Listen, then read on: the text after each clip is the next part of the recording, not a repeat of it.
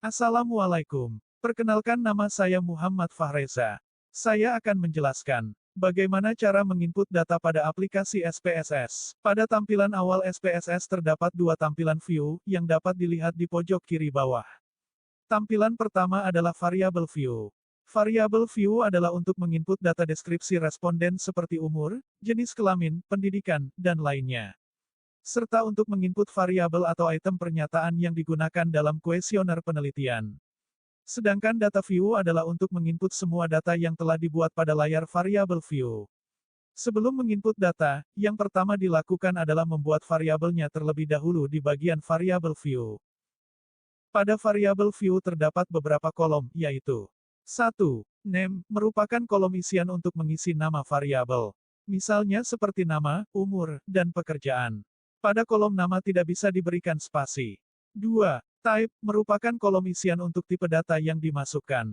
Ada beberapa pilihan, seperti numerik untuk data dalam bentuk angka, string untuk data dalam bentuk huruf, dan date untuk data dalam bentuk tanggal.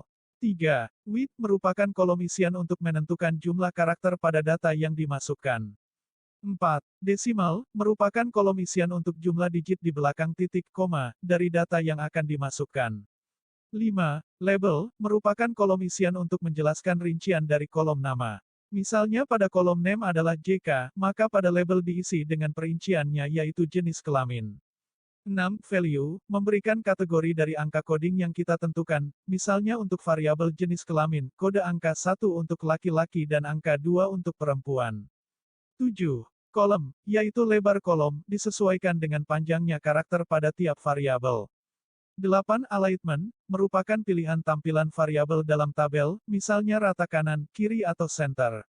9. Measure, merupakan kolom isian untuk skala pengukuran variabel dari data yang dimasukkan, yaitu nominal, ordinal, dan scale. Berikut ini contoh pengisian variabel pada variabel view. Contoh pertama yang ingin dimasukkan adalah nama. Pada bagian type, pilih string, karena nama berupa huruf atau kata. Bagian width, yaitu berapa batas jumlah karakter yang bisa diinput pada kolom nama, di sini kita isi 14 saja. Untuk desimal, kita buat 0, karena tidak diperlukan. Untuk value, dikosongkan saja. Value diisi ketika ingin membuat pengkategorian, seperti jenis kelamin. Di bagian label, yaitu perincian dari kolom nama, kita isi dengan nama responden. Align, di sini kita pilih rata kiri. Untuk measure, di bagian nama, di sini tidak menggambarkan apa-apa, jadi kita biarkan saja. Yang kedua kita isi umur. Untuk type, kita pilih numerik. Karena umur berupa angka.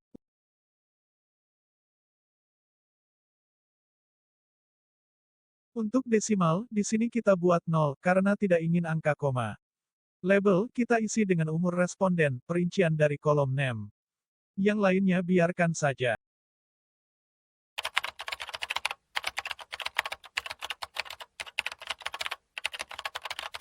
Untuk measure, karena data umur berskala rasio, kita pilih scale. Selanjutnya, kita isi jenis kelamin. Pada kolom name diisi dengan JK. Tipenya numerik, desimal diisi menjadi 0. Pada label kita tulis jenis kelamin, perincian dari kolom name. Lalu pada measure, kita pilih scale.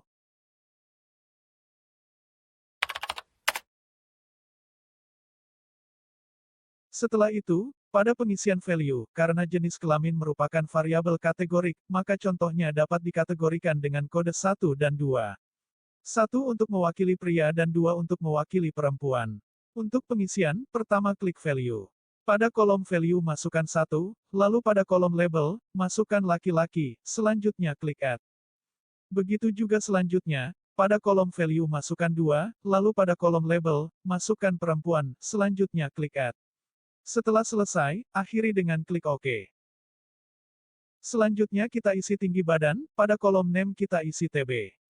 Disebabkan tinggi badan adalah angka pada kolom type, pilih numerik. Width isi dengan 8 dan desimal 0. Pada kolom label diisi tinggi badan. Karena tinggi badan adalah unik dan berbeda maka abaikan kolom value. Data tinggi badan adalah berskala rasio maka pada kolom measure pilih scale.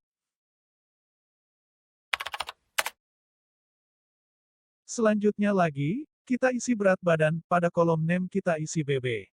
Disebabkan berat badan adalah angka pada kolom type, pilih numerik. Weight isi dengan 8 dan desimal 0. Pada kolom label diisi berat badan. Karena berat badan adalah unik dan berbeda maka abaikan kolom value. Data berat badan adalah berskala rasio maka pada kolom measure pilih scale. Ketika semua variabel telah selesai dibuat, selanjutnya kita akan melakukan penginputan data di bagian data view. Setelah di data view, baru kita memasukkan data. Di sini kita buat contoh saja. Yang pertama kita isi nama. Lalu kita isi umur.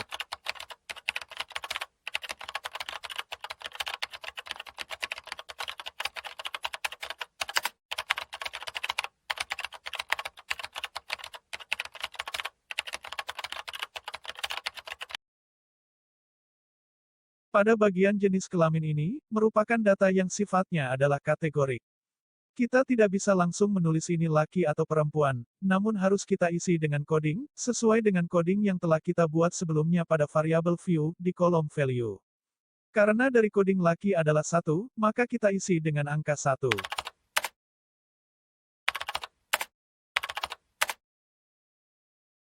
Lalu kita lanjutkan pengisian data berat badan, dan tinggi badan.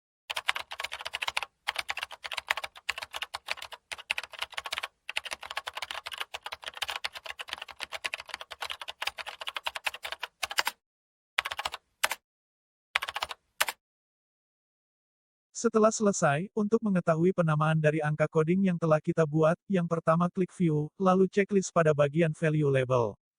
Coding yang sebelumnya berupa angka, sekarang dapat dilihat maknanya.